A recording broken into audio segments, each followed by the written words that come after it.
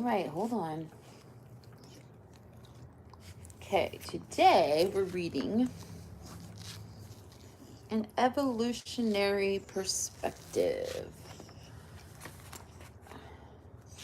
Let me clean my glasses. Fat Boy, can you get out of my space for a second, please?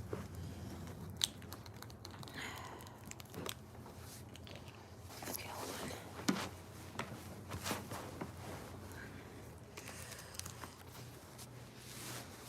Okay.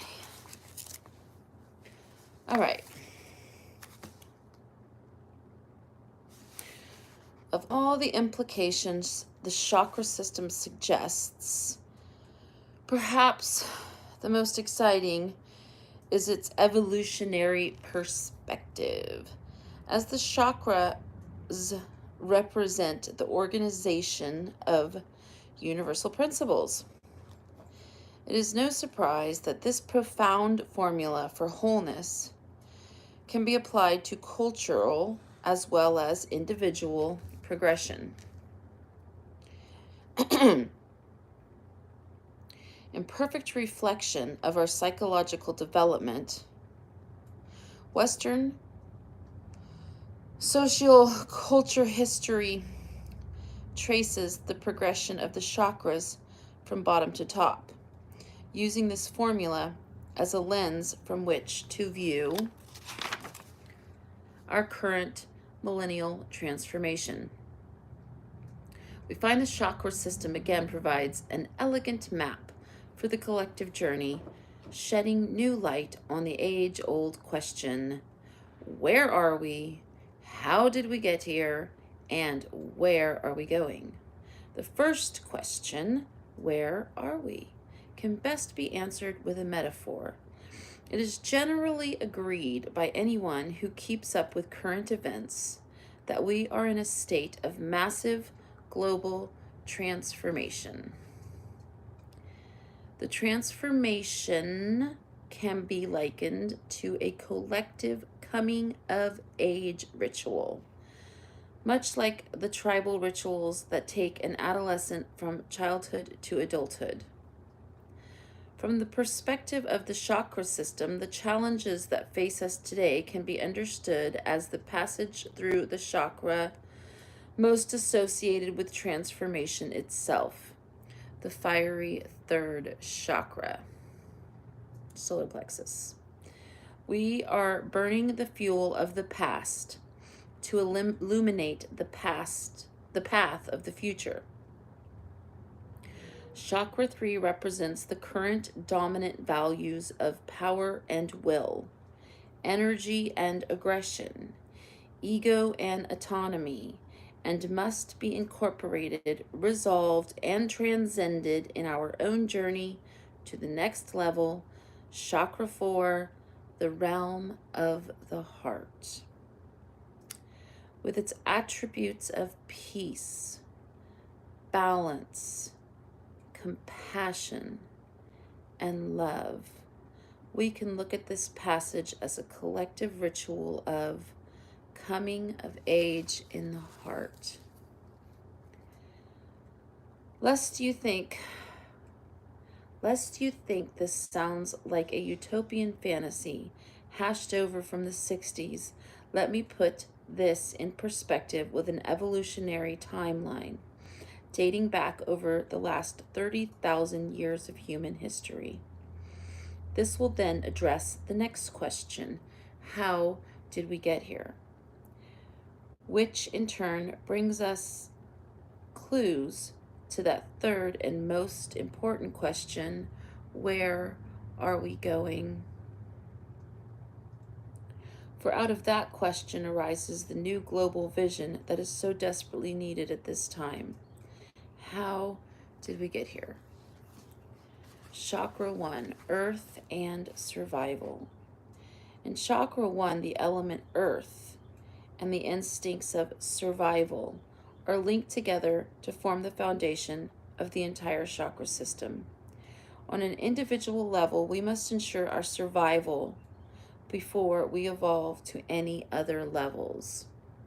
That is so important to understand. On an individual level, we must ensure our survival before we evolve to any other levels. And survival is hard these days. Just as personal survival is dependent upon our connection to the earth, so is our collective survival, specifically health of the biosphere, which we would do well to regard as the foundation for all future unfolding. As we personally reclaim the sacredness of the physical body, the earth becomes the sacred body of planetary civilization, our collective first chakra. We recall that the Sanskrit name for the first chakra is Muladhara, which means root. Our roots are found in the past. The religio, or relinking, that brings us back to core principles, to simplicity and unity. Our Paleolithic ancestors lived closer to the earth, whose living web surrounded them as the ground of existence. They hunted game, gathered plants, and lived in caves, sometimes traveling nomadically across the surface of the land, highly vulnerable to its moods and tides. The earth, as womb, was our origin, the mother that birthed us, our beginning, our foundation. The earth, in her natural, numinous state, was the central religious influence of Paleolithic societies, worshipped by our ancestors as a living goddess. Earth as life giver and life taker, and the earth mother as birther, regenerator, was synonymous with survival itself. Nature was the original template for the origin of life, the ground upon which it was formed, the very root of our existence.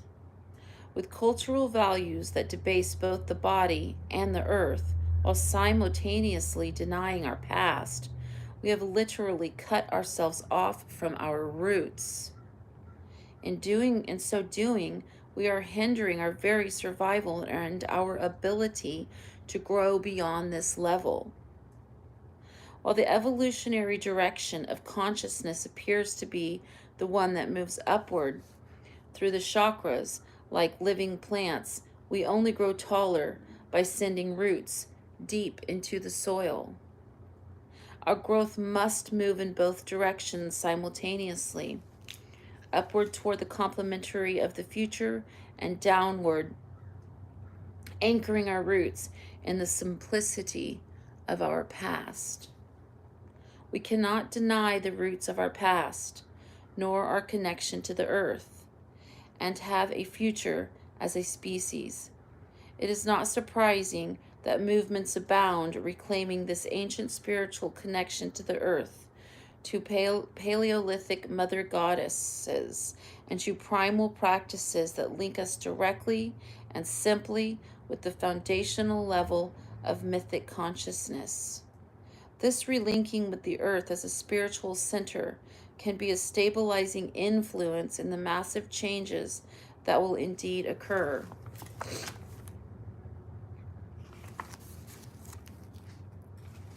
It does not arrest our development, but it secures it. As Marion Woodman has stated, if we do not reclaim the sacredness within matter, this planet is doomed. When a child is an infant, he is bound to his mother for survival. His field can be conceived as a circle surrounding the mother as the center. He can only move just as far away from the center and still survive. This stage is characterized by the Jungian writer Gareth Hill as the static feminine, one of four states in the dialect of static and dynamic masculine and feminine principles. The symbol of the static feminine is a circle with a dot in the middle, much like a breast a child feeds upon. The circle is the limit that we can travel from the center and still survive. As we grow, that limit expands. Just as the infant child is bound to the mother, our culture in its infancy was totally bound by the parameters of Mother Nature. She was the all-powerful center and the ruler of our experience. As children of the earth, we were held by rhythms of light and dark, warm and cold, wet and dry. She was the all-powerful good mother and bad mother who gave us bounty or destruction. Our spiritual roots are found in reclaiming the very sacredness within the phenomenal planet which we live. So, and then tomorrow we'll read about chakra 2. Well, let's see, it's not that long. How long is this chapter? This one's pretty long. I'll wait till tomorrow. Short one.